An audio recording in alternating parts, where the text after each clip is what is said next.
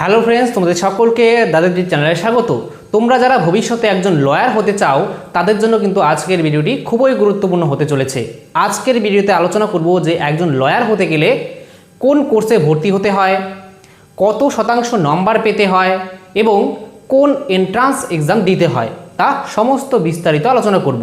ঠিক আছে?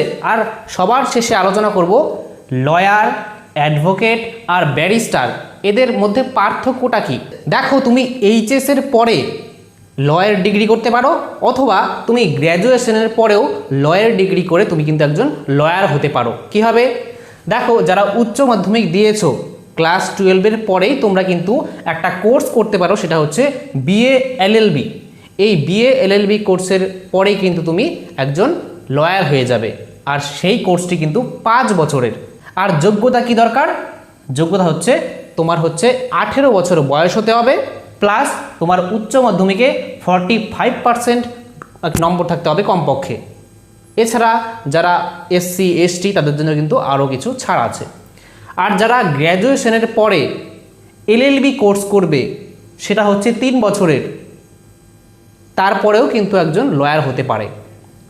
আর যোগ্যতা হচ্ছে গ্র্যাজুয়েশনে 45% নম্বর পেতে হবে, আর এজ হচ্ছে 21, কমপক্ষে 21 বছর বয়স হতে হবে এবং তার সঙ্গে গ্র্যাজুয়েশনে 45% নাম্বার পেতে হবে। আর এসসি এসটি তাদের জন্য কিন্তু আরও কিছু ছাড় আছে। বোঝা গেল? এখানে 18 বছর আর এখানে 21 বছর, এখানেও 45%, এখানেও 45%, এখানেও এসসি এসটিদের জন্য ছাড় আছে কিছু, আবার এখানেও এসসি এসটিদের জন্য ছাড় আছে। তাহলে তুমি উচ্চ মাধ্যমিক অর্থাৎ ক্লাস 12-এর পরে 5 বছরের বিএ এলএলবি কোর্স করে তারপরে তুমি লয়ার হতে পারো, অথবা তুমি গ্র্যাজুয়েশনের পরে তুমি 3 বছরের এলএলবি কোর্স করেও কিন্তু তুমি লয়ার হতে পারো।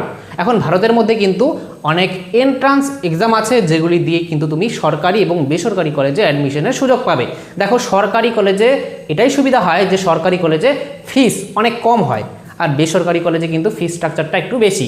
আর আমাদের পশ্চিমবঙ্গ রাজ্যেও কিন্তু অনেক ল কলেজ আছে যেগুলি তোমরা গুগলে সার্চ করে দেখতে পারো, আর সেখানে সেই কলেজের ওয়েবসাইটে গিয়ে কিন্তু তোমরা সেখানের ফিস স্ট্রাকচারটা দেখতে পারো। আর দেখো, যেমন ক্ল্যাট, এলস্যাট, এআইএলইটি, সিইউএলটি এমন অনেক এন্ট্রান্স এক্সাম হয় ভারতে, সেগুলি কিন্তু তুমি দিয়ে সেখানে যদি তোমার একটা ভালো র্যাঙ্ক থাকে তাহলেও কিন্তু তুমি সরকারি কলেজে অ্যাডমিশনের সুযোগ পাবে। আর তাহলে কিন্তু তোমার ফিস স্ট্রাকচারটা অনেক কম হচ্ছে। তার জন্য তোমরা ক্ল্যাট এক্সামটা খুব ভালো, এটা কিন্তু তোমরা দিতে পারো। তাহলে দেখো, আর এই ক্ল্যাট এক্সামিনেশন সম্পর্কে তোমরা ইউটিউবে সার্চ করতে পারো, সেখানে কিন্তু এসে যাবে যে কী পড়তে লাগে, ঠিক আছে, কত নম্বরের পরীক্ষা হয়। ল নিয়ে পড়তে গেলে কিন্তু তোমাকে মোট কথা পড়তে হবে, ফাঁকি দেওয়া যাবে না। ঠিক আছে? ল নিয়ে পড়তে গেলে ফাঁকি দেওয়া যাবে না। শুধুমাত্র তুমি ডিগ্রি নিয়ে নিলে তারপরে যে তুমি ইনকাম করতে শুরু করে দেবে এমন কিন্তু না। এই ল নিয়ে পড়লে, লয়ার হয়ে গেলে তারপরে ইনকাম তো আছে ঠিক, কিন্তু এটা তোমার এক্সপিরিয়েন্সের উপর ডিপেন্ড করে। তুমি যত এক্সপিরিয়েন্স গেইন করবে, তোমার খ্যাতি যত বাড়বে, তোমার সুনাম যত বাড়বে, তুমি ক্লায়েন্টের সঙ্গে যত ভালো সম্পর্ক রাখবে, সৎ থাকবে, তত কিন্তু তোমার খ্যাতি বাড়বে, আর তার সঙ্গে সঙ্গে ইনকাম এমনিতেই আসবে। তোমার মধ্যে যদি সততা থাকে, তোমার মধ্যে যদি ডিসিপ্লিন থাকে, পড়াশোনায় যদি একটু মন থাকে, ল নিয়ে পড়তে পারো। এখন দেখো, লয়ার, অ্যাডভোকেট আর ব্যারিস্টার এই শব্দগুলি তোমরা শুনেছো, তাহলে এর মধ্যে ডিফারেন্সটা কোথায়? দেখো, লয়ার কারা? যারা এই বিএলএলবি বা এলএলবি ক্লাস 12-এর পরে 5 বছরের বিএলএলবি আর গ্র্যাজুয়েশনের পরে এলএলবি কোর্সটা যে সম্পূর্ণ করেছে সেই লয়ার, অর্থাৎ ডিগ্রি যার কাছে আছে সে লয়ার।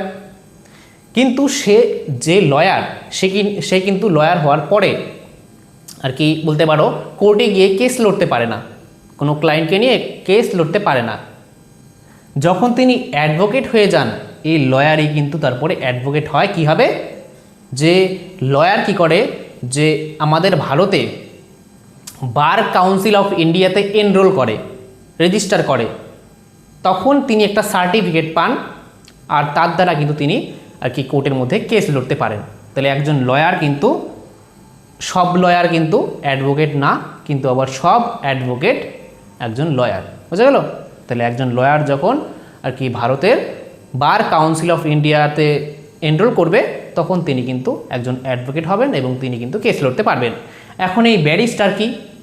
ব্যারিস্টার আর এখানে লয়ার বলতে পারো সেম, অর্থাৎ এখানেও সিনোনিমস বলতে পারো, একই অর্থ। ভারতে করলে লয়ার, আর যদি তুমি ইংল্যান্ড বা সাউথ আফ্রিকাতে এই লয়ের ডিগ্রি পাও তাহলে সেটা হচ্ছে ব্যারিস্টার তাকে বলা হবে। যেমন মহাত্মা গান্ধী, বি.আর. আম্বেদকর, তারপরে ভারতের প্রথম প্রধানমন্ত্রী জওহরলাল নেহেরু, এই তিনজনই কিন্তু ব্যারিস্টার।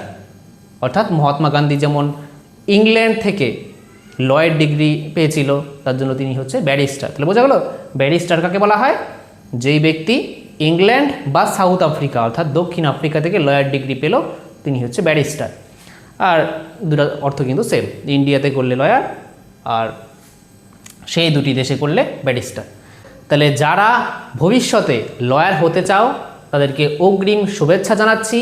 আর তোমাদের বন্ধুরা যারা লয়ার হতে চায় তাদেরকেও এই ভিডিওটি শেয়ার করতে পারো। তাহলে ভিডিওটি যদি একটু হেল্পফুল মনে হয় তাহলে অবশ্যই একটি লাইক করো, আর যারা চ্যানেলে নতুন তোমরা অবশ্যই চ্যানেলটি সাবস্ক্রাইব করে অল বেল আইকনে ক্লিক করে রাখো। তাহলে দেখা হচ্ছে নতুন কোনো ভিডিওতে, ততক্ষণের জন্য বাই।